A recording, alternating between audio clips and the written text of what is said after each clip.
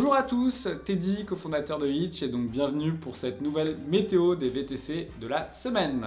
Au programme de la semaine, nous ferons un bilan de la demande du mois de janvier et parlerons de comment va le marché du VTC en ce moment. Nous ferons un point sur la transparence des algorithmes chez Hitch. Le mois de janvier a été un mois assez compliqué pour le marché du VTC pour deux raisons. La première, c'est que le mois de janvier est souvent un moment dans l'année où finalement il y a une baisse de la demande. Donc c'est assez conjoncturel, c'est le cas chaque année. Et à côté de ça, on sent quand même qu'il y a un impact du Covid.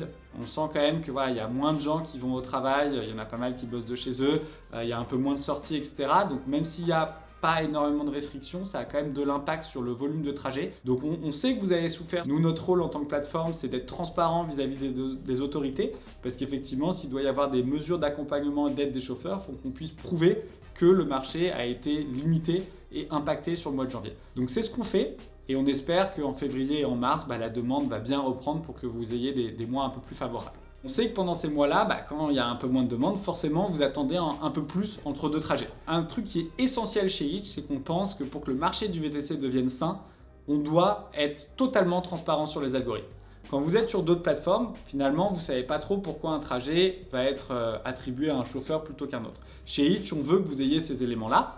Même si de temps en temps vous allez nous challenger sur la manière dont on fonctionne, mais on pense que c'est hyper important parce que c'est comme ça qu'on va faire avancer le marché. Donc nous sur Hitch, on le sait, il y a la position du chauffeur, donc globalement c'est le chauffeur le plus proche qui va avoir le trajet du passager, mais il y a aussi le taux d'acceptation et le taux d'annulation qui rentrent en compte. Pourquoi ? Parce que quand on a deux chauffeurs qui sont aussi proches du passager, là on doit bien choisir à quel chauffeur on va d'abord envoyer la demande, puis après s'il refuse on va l'envoyer au deuxième chauffeur.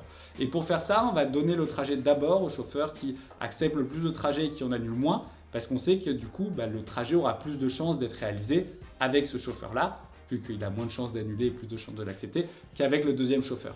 Et du coup, pour maximiser le nombre de trajets de la plateforme, maximiser le nombre de trajets des chauffeurs et minimiser l'attente du passager, il vaut mieux le faire dans cet ordre-là. Merci beaucoup et à la semaine prochaine.